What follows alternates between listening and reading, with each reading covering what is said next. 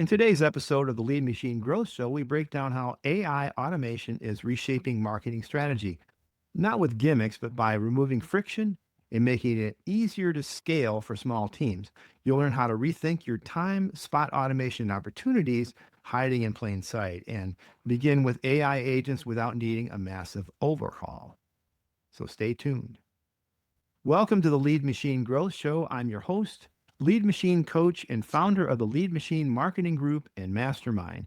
And I'm dedicated to helping you tackle your tech, master your message, and design your dream life. So whether you're just starting out or you want to take your business to the next level, let's get this conversation started and turn your dreams into reality. I have a special twist to the show today. I've got two guests on the show, and I have Angela Tipton and Travis Franklin, and they're the co-founders of the Tipton Franklin Marketing Strategies, a boutique firm serving AgTech and Biotech businesses with bold, ethical marketing strategies that produce measurable results. So you don't have to be in AgTech or in Biotech to get some value out of this episode, I assure you. And Angela, she brings a unique combination of scientific depth and strategic clarity with a background in molecular biology and lab management for Fortune 500 companies. She changed her focus into marketing and earning her MBA, blending science and storytelling. Few can, which is exciting. Travis grew up in a third-generation farm and ranch and applies that grounded, hardworking mindset across an impressive range of industries, from fintech to retail and healthcare and IT services.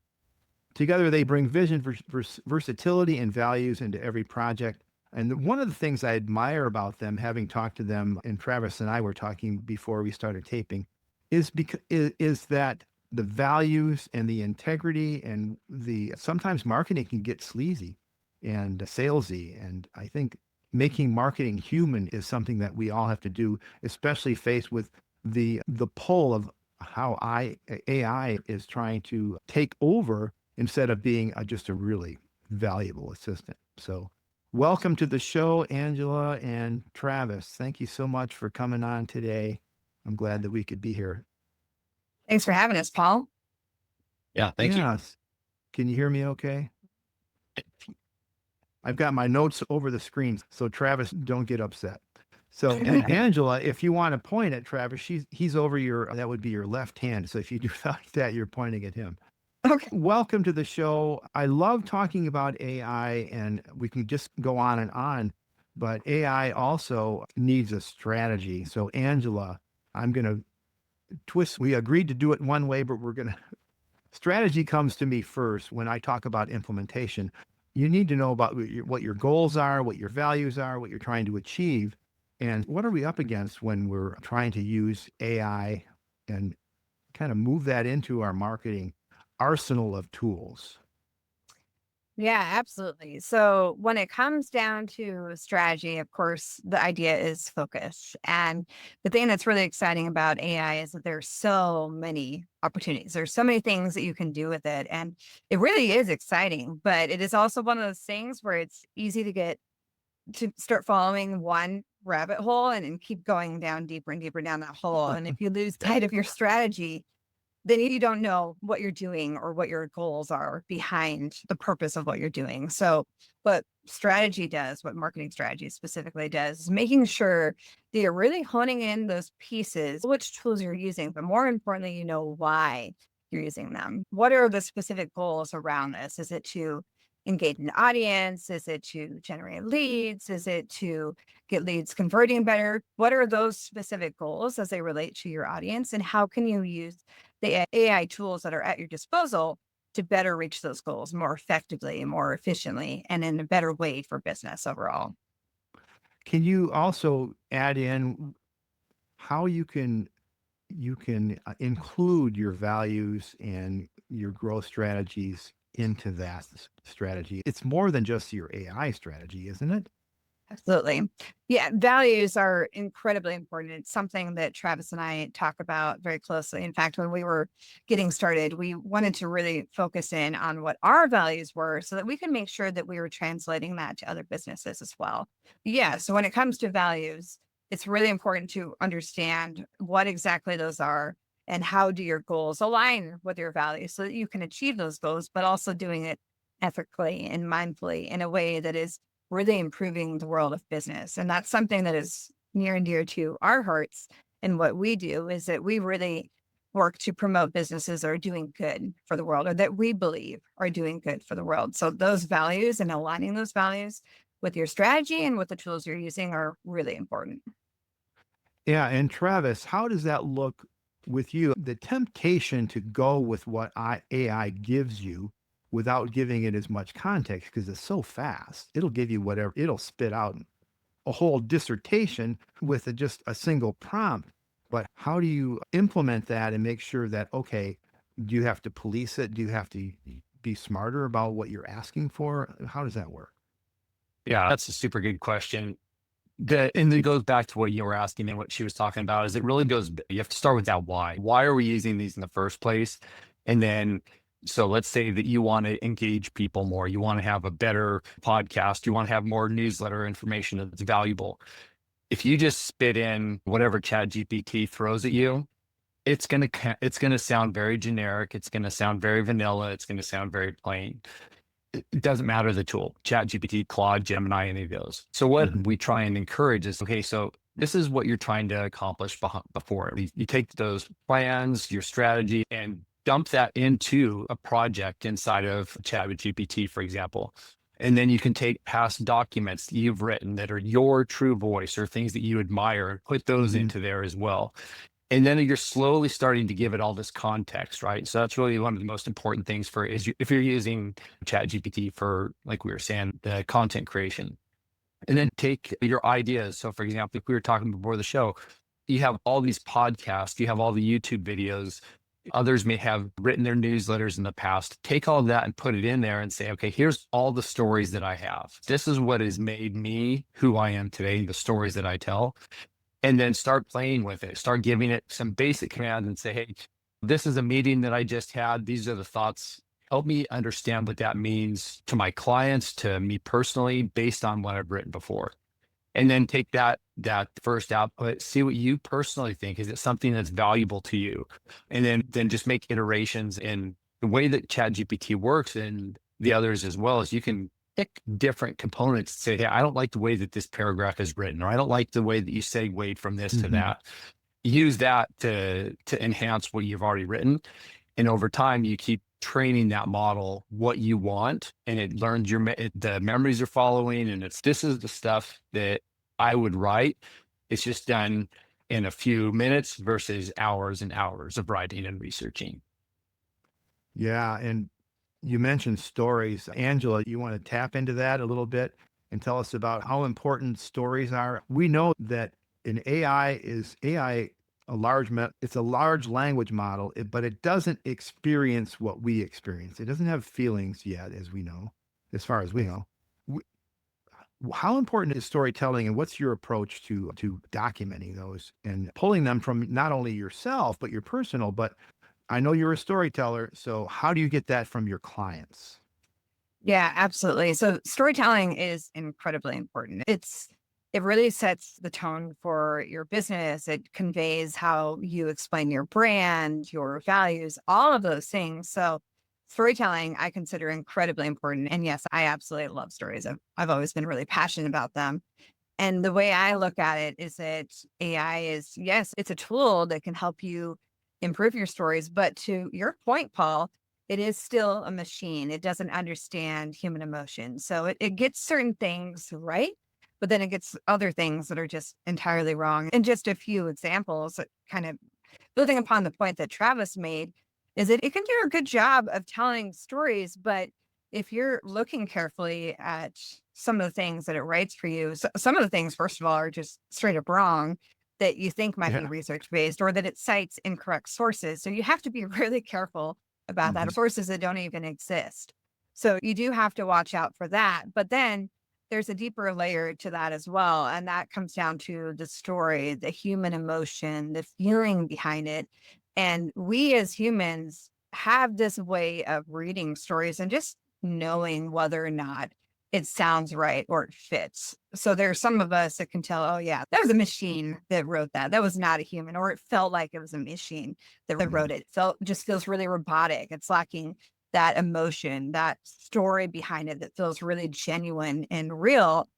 But that said, there are ways to build those models or use those models in a way that can insert some of those human elements in ways that are really smart. And you have to really know how to use a tool effectively. You have to have a really thoughtful strategy behind it to use the tool. Sometimes it's a matter of improving your prompt. It can be that simple. It can be improving the way that agent is doing research, even potentially. So there are some different things that you can do with it. But what I like to do, and what I'm always really careful when I'm using any AI tool, is I always make sure that I'm looking through whatever output I'm getting from that tool and making sure that it feels like me, or that it sounds like me, that it resonates in the way that I need it to. And having written many of my own stories myself, I know exactly what I'm looking for. I know how Hmm. to change the tone and the style and all of those things to make it sound more lifelike. And I think those are really important skills to have, because if you're just going into a tool and you're expecting to be able to just directly use what that AI tool is giving you, you're probably not going to be able to do that unless you've done a really careful job of fine tuning it over time. And you're going to miss Yeah. that story if you're doing that. And that story is super important. I'm hearing more and more articles about businesses that are moving to AI entirely and are just lacking that human element. And people notice it is noticeable. So it's important not to lose that. Yeah, you can tell when there's 10 bullet points that it was generated with, and there's emojis, and they just copy and paste it, and you just know.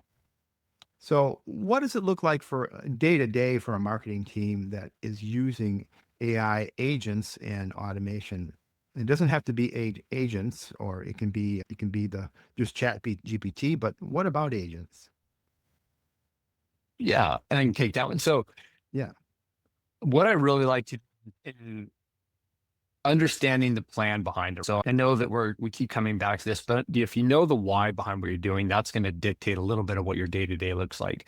For me, it is like firing up the computer in the morning, and the first I have Chat GPT on one screen and I have Claude on the next, and so those two are going back and forth. And I'm using I like Claude for the more creative style. It's also more challenging of people. It seems like it's pushing me and saying, maybe that's not the greatest idea. Whereas ChatGPT, at least for now, is saying, that's brilliant, even if I said I wanted to copy and paste what they just sent me. But Yeah. so I have those two pieces come up. That's my personal just start to the day. From there, then it goes into those agent pieces, right? So what's the plan for the day? Okay, I need to contact 500 different companies and I want to talk to them about my services. That means I'm going to need to go to an agent, and I want that to be a little bit more personalized. And for example, we have a form that you can fill out the form. It goes in and it goes through a workflow where it researches the company. It looks at the individual, looks at decision makers, company news, puts all that into a spreadsheet, and then takes that spreadsheet, customizes it, links it up to whatever mail tool you like instantly, or Mailgun or MailChimp, whichever, and then sends those into a draft mode. And then you can go through and make sure that everything's right. That's a really good workflow. Or if I know that I have to have content for the day, I have another agent that pulls in the different tools from Claude. And I'll say, hey, you know what? I'm interested in writing about the marketing strategies for the AgTech world today and what's changed in the last 3 months.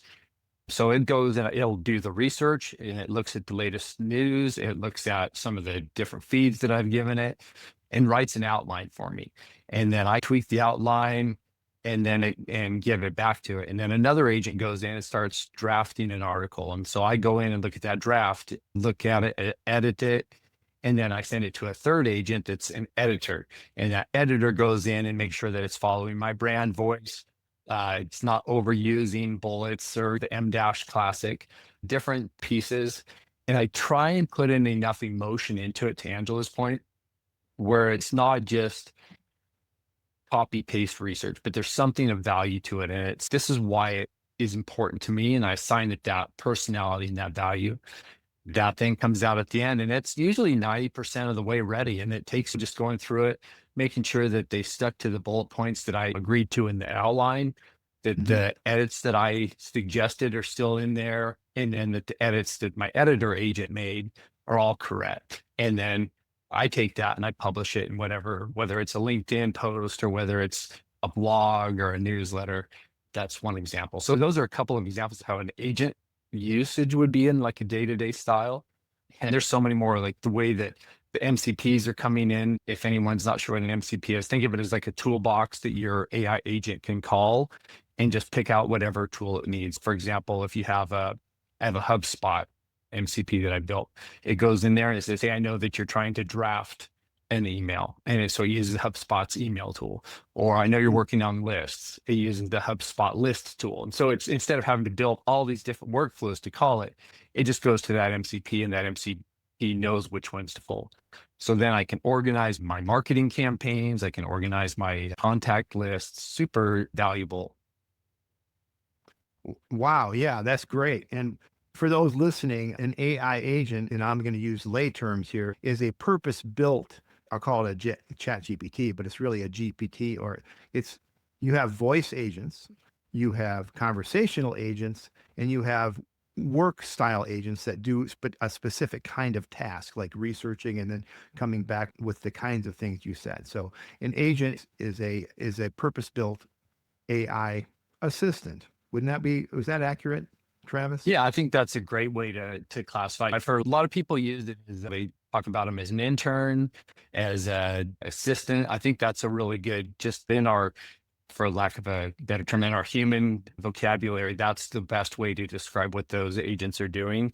And you're Come on. giving it a very specific role. The ones I was talking about earlier, that editor agent, that I've gone in there and programmed it inside of my development tools to say, this is exactly what you do. This is the approach that you take. This is the Mhm. style that you're going to write in. These are the outputs you're going to give. These are the tools you have available to you. And then just like you would if someone is a new employee coming in, you were giving them all their onboarding information. You do the same thing for your agent within that context. Yeah. And that could be overwhelming. You can do those things in a prompt, but that prompt would be really cumbersome. And you would have to go and find that prompt over and over again instead of, like you said, programming an agent to, or buying an agent or using an agent and tweaking it for yourself, that because there's lots of them out there. So yeah, but you can do that with a prompt, but there are lots of tools out there and many are really great and some of them aren't so great. But that's what I think the next thing is, businesses feel overwhelmed with AI. What's the best place for them to start without getting buried in tech? And either of you can take this. Yeah, I'll take that one. It was just yesterday, it feels like, that the ChatGPT was released. And so I think that there's so many different tools coming at us. And as you're listening to podcasts and as you're watching YouTube videos and your other social media, there's more and more that's coming your way. And there's just an overwhelming amount of information on the different technology you can use. Best thing to do is start with one. Pick something that's really, and get really comfortable with it. So I think that one of the easiest to do is ChatGPT, just Yeah. because it was one of the originals. They have really good documentation. They're really good at walking you through that. They have really good training on their website, on the OpenAI website. Go through and really understand it. To your point earlier, understand how to write a really good prompt, understand the different things that you need to give that prompt to get closer and closer to your writing. Start there.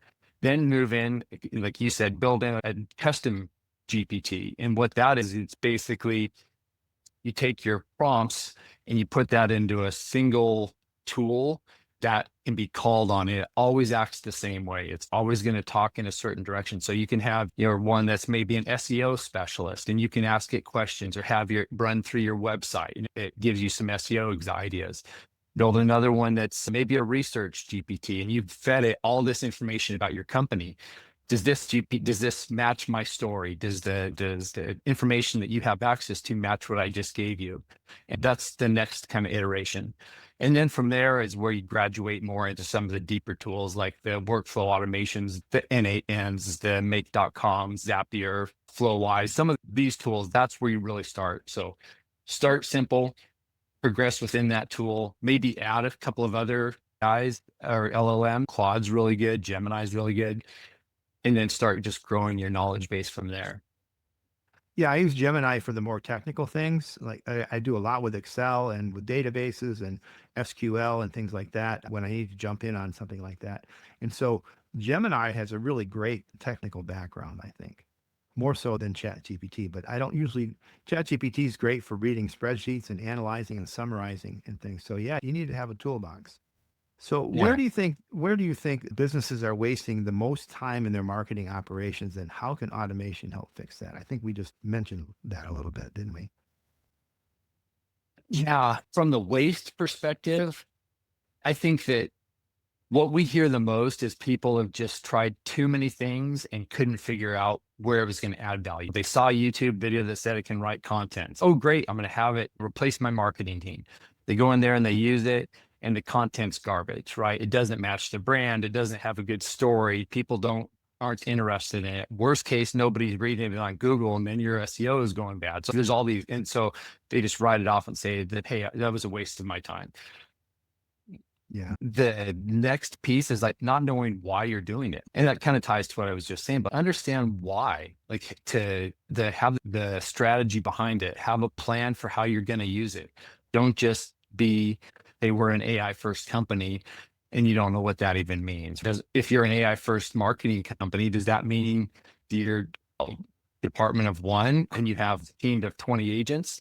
That can work, but does it mean that all of the team you have is really good at using AI? There's these different reasons and strategies behind it. Yeah. Yeah. How do you balance that personalization and automation, especially where industries like healthcare rely on trust and relationships, as well as business to business? Business to business is all about relationships. In fact, marketing is all about relationships. It is. I'll take this one. So Yeah. to me, it really is about that balance, as you had mentioned, Paul. It's really being able to use the AI tools that are at your disposal without losing that human element. And I think many of us, and I keep hearing these stories of different businesses, are navigating it and figuring it out and stumbling along the way. There have definitely been some stories about that where a team will go entirely AI and then they're losing that human element. It really is about, or on the other side, there are some that are saying, no, we're not going to do that. We're absolutely not about AI at all. We're sticking just with the humans. And I really think that balance, that's somewhere in the middle, is really where it comes, where you find the value. And I will mention too that what you really need to tie that to is your values, your company values, your individual values, and be really clear on your strategy and your why. And back to Travis's point again, why are we doing this? Why do we care? In what ways is AI going to help us be more efficient and effective? And it's not just about cost savings. It's not about, I can have this many agents and that means I need 3 less headcounts or whatever it is. So it's going to save the business this much money. From a value standpoint, I think that for most businesses, there's a mismatch there when you're taking that kind of a stance. But there is a match when you're empowering your employees or your existing team with the tools that are at your disposal. And you're saying, okay, we have these things that we can use. This is going to make our work more efficient, more effective. That means that these employees can focus on this strategy, or they can do this, or they can integrate better with these teams, whatever that looks like. So really what it comes down to is finding that balance. And it is a fine balance. We're hearing more of those stories that there is a mismatch in that balance, whether you're leaning too heavily on AI or you're not leaning on AI at all. That this is a new tool, in a matter of speaking, at our disposal. It would be a shame not to be able to leverage it in some way, but you have to do it really mindfully. You have to be really thoughtful about your strategy and your approach, your why, and make sure there's an alignment there with your values. Otherwise, you start to lose sight of why your business is there and what you're doing with that. There's so many opportunities, but really tying that in with your values and finding that balance is really key to that. So we've been poking at values since we started here. What do we do? A lot of you hear it in the news, you hear the speculation of journalism because it's sensational. AI is going to replace your job. AI is going to do this for you. When really it's just another tool. The internet is like Microsoft Excel is any office tool, but it's smarter. It's smarter because that's how it was taught. How do we, from a strategy and from a just a business scalability and growth perspective, which is a big, I just widened it quite a bit. What do we do to make sure that we protect our culture, protect our employees, because they're really are what makes our companies unique and provide the services. And when if you don't have loyal employees, you don't have loyal customers, you don't have loyal vendors, you don't have, and that goes beyond just employees. That talks about virtual assistants and contractors too. What do you do to protect that? And how important is that to your strategy beyond AI? Yeah, I think that is critically important. It's what allows businesses to thrive, in my opinion, is when you're very clear on what your values are and you find yourself revisiting them. And that goes with anything. The nature of business is it evolves. It changes. There's always new technology, new competitors, new products, new innovations. The market is always changing. It's not going to stay the same. And Mm. those businesses that thrive are the ones that learn to embrace that technology, but also find ways to tie it in with their values. And when we see those mismatches, that's when we see those stories about this business did that. And then there's this big controversy and there's a big media storm about it. And it causes a lot of pain. It really does. It's harmful to a lot of businesses out there. So it's really important to tie really everything you're doing back to those values, even anything from when you're building SOPs, your standard operating procedures. Do those tie back to your values? Do they align with your values? If your value is safety, for instance, but you have an SOP that is controversial in the sense of safety, or it compromises safety in some way, that's a mismatch with your values. And now that's a very specific example, but there are all sorts of examples along with AI as well. If you're using an AI agent, for instance, to replace an employee, but your values are that human element in your business, there again is a mismatch. You're favoring a tool, you're favoring a new technology innovation so that you can cut costs. And that again is a mismatch, and you're going to have potentially that controversy.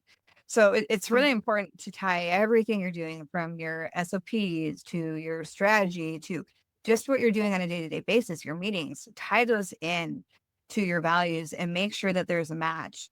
And yes, you do want to embrace technology, because if you're not going to, your competitor probably will, and they're going to have a strategic Yeah. advantage over you. Yeah. So you don't want to get lost in that. You want to be able to embrace that and grow. That's where the growth opportunities are really at, is with that new technology, those new innovations, but you have to do it in a way that's smart.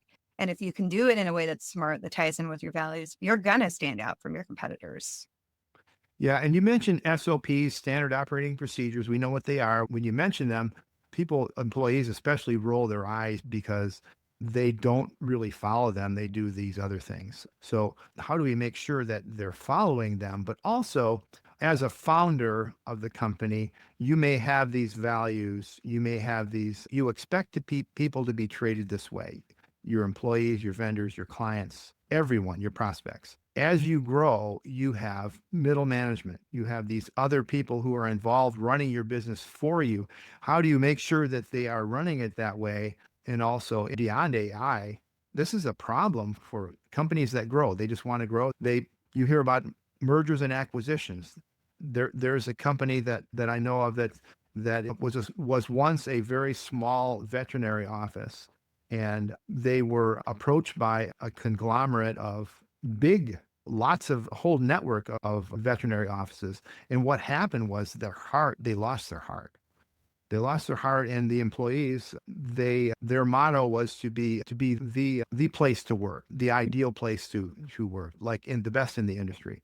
But you can tell that they, just by their procedures and their standard operating procedures, that they're more interested in scaling, and they keep changing the tools that they're using.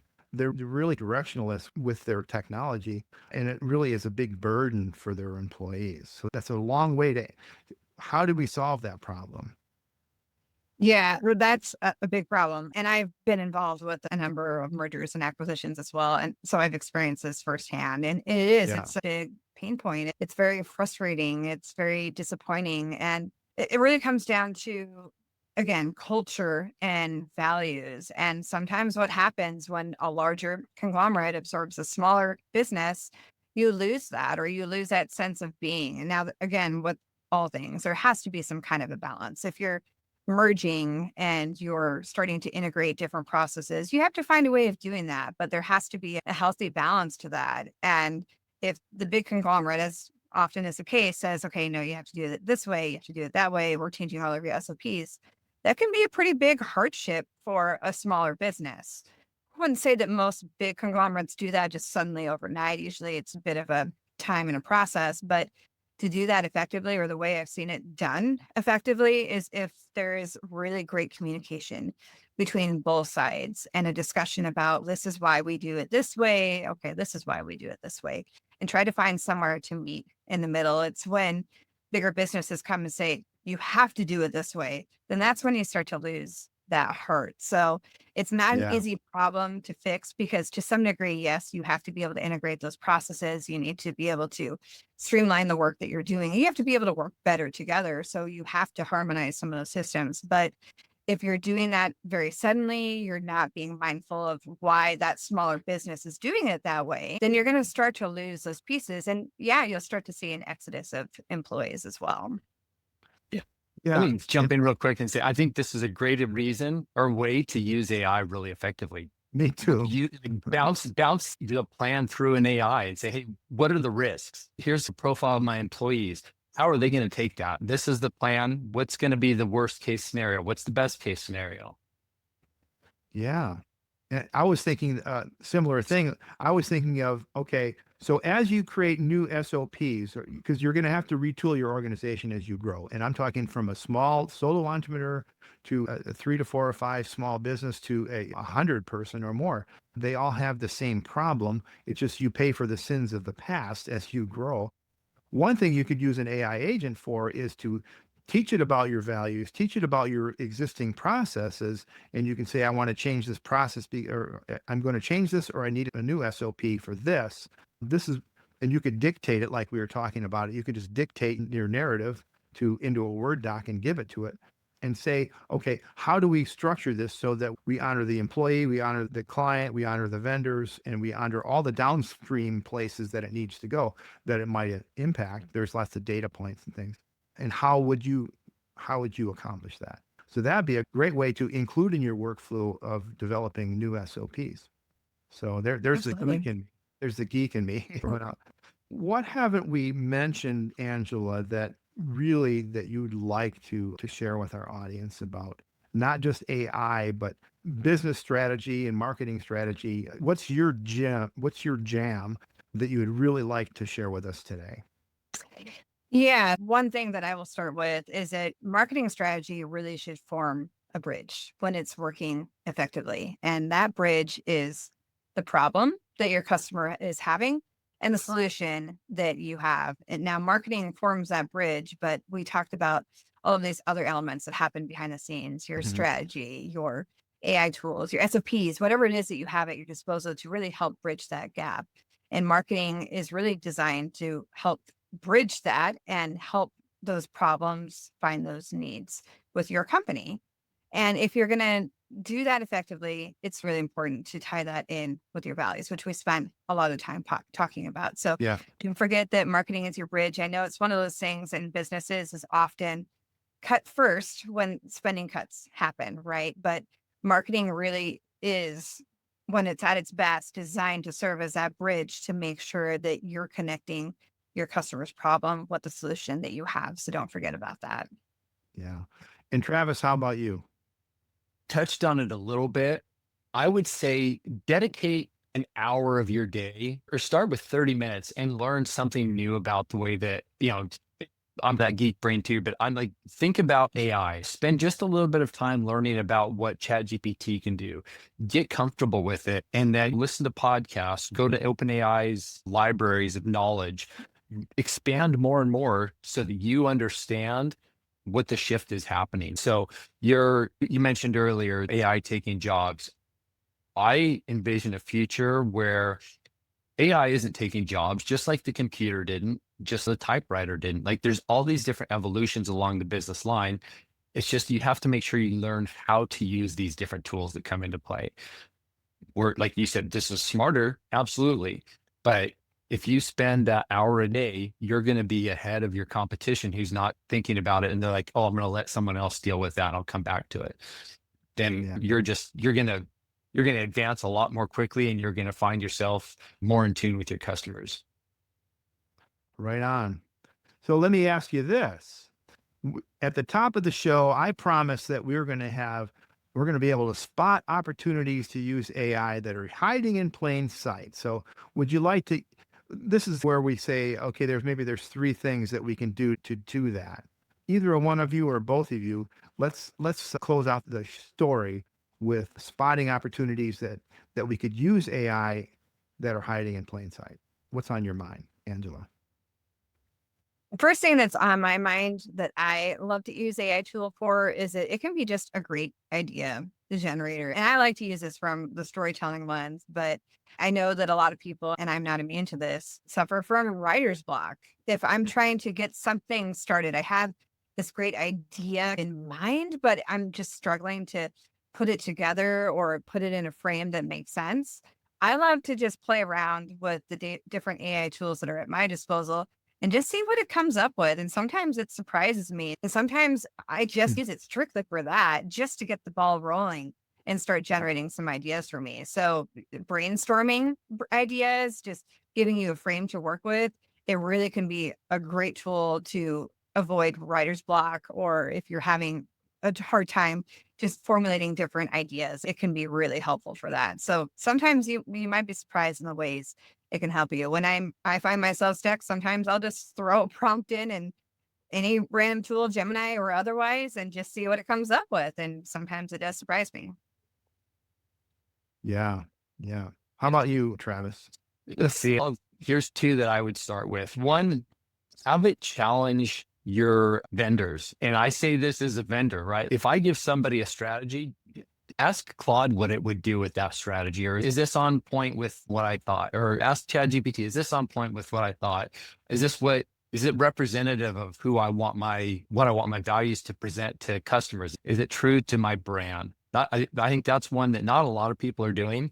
That collaboration is really talked about, but not the challenging of other people's ideas. And then more of a tactical piece, I think you can take, if you're running advertising, paid media, SEO, build a very simple project or a chat GPT, a custom GPT, and assign it that role and say, hey, draft me 10 different ad copies. And if you have budget, test it out, see what that ad copy looks like. That's something I just started doing for a client, and it came up with ideas that I wouldn't have thought of. And the best performer right now is one that was at least drafted by a GPT. Awesome. So one more question before we close out. What shifted your identity or your perspective or mindset personally and professionally once you stopped doing everything manually and started trusting systems? Angela. Yeah, I'll start with that. So I've always been very science minded and a geek in that sense, where I've always loved to embrace technology. So for me, the shift I'd say is not maybe as drastic as it is for others, because I already openly embrace technology, but just being able to see some of the simple things or some of the grand things I can do that start from such simple prompts really inspired me and got me excited about what is possible and what is new. And again, that shift for me is a lot more, it's a lot smaller than I think it is for others, just because I get so excited about it. That's where I nerd out about this kind of stuff, is that to me, it's just really cool to see how simple something can start and what it can end up with. And I know that the possibilities are limitless at this point, and that gets me really excited about the future. Yeah. Travis, I know you're a practical man. What about you? For me, this is what took me the next step into it, was being able to do a better job in what I was doing before. And here's a great example. So I'm very ADHD brain, right? And so I'm always bouncing back and forth between different ideas and struggle sometimes picking one that I like the best, or I'll go with one, then like I see the shiny one over here and I go there, right? I've used the technology and these different agents and whatnot to help me take all these different ideas and put them into a single focus so that I actually end up, I think, getting the best one at the end. And it has proven so far to be pretty successful. Yeah, I couldn't agree more. I got into AI when just probably about February of 21 when it came out, when ChatGPT came out, and I joined a couple of different groups and learned a whole lot. And I started talking to my brother, who's an engineer. He's a retired engineer, worked many years in the auto industry, and he doesn't want to touch it because of, I think, in some ways that the media has tainted his idea. There are some dark sides to AI, and I think people are afraid to adopt it for that reason. But it's just like anything. Alcohol has a dark side, and it can be used for good and it can be used for bad. Same thing for a lot of things, but it's still a tool, and you need to treat it that way. So he still doesn't get into AI or social media or any of that, and I think that's fine because he doesn't really need it at this point. But it could have really helped him with coding when he was doing coding. So yeah, I think that it's important to look at it for what it is. It's not something that's going to take your job over. People, and I've heard this before, people aren't going to lose their jobs to AI per se, but people who know how to use AI are the ones who are going to thrive. And I agree. that's what we've talked about today. And I think there's a wonderful future. We won't be talking to AI with typing as much. You can already talk to it. And that's handy when you're in the car and you want to know, hey, what would be a good thing for dinner tonight? And you can say, what's nearby? And those agents are already in our cars. And so you can't really avoid it. We've been using AI for many years. So this is just a new chapter in it. And there's going to be a lot more.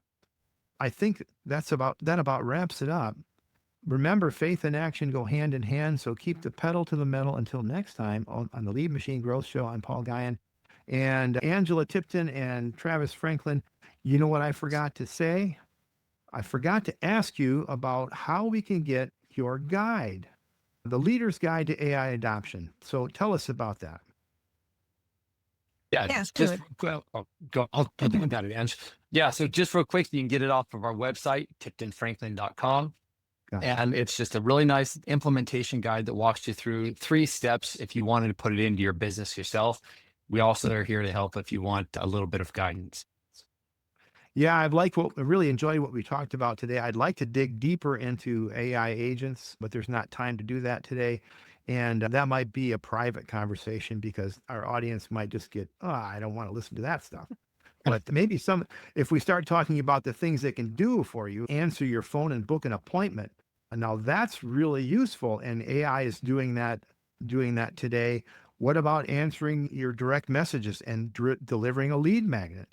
What about responding to Google business reviews with a humanized approach to a view, or just writing a draft so that you can draft it and it reminds you to follow up so that your Google business reviews are running? Or how about answering an inquiry really fast and then escalating it to a human when necessary? Those kinds of things AI can do for you and really make you more competitive. As I sign off again, remember, faith and action go hand in hand. So keep the pedal to the metal. Until next time on the Lead Machine Growth Show, I'm Paul Guyon and Angela Tipton and Travis Franklin. Thank you so much for being today. I really appreciated this conversation. Thank you. Yeah, thank you. Thank you for tuning in to the Lead Machine Growth Show with Paul Guyon, where we show you how to tackle your tech, master your message, and design your dream so that you can transform your vision into reality. Remember to visit our website at www.leadmachinegrowthshow.com and enjoy even more great episodes like this one. Again, while you're here, subscribe to us via your favorite network. We look forward to seeing you next time on the Lead Machine Growth Show.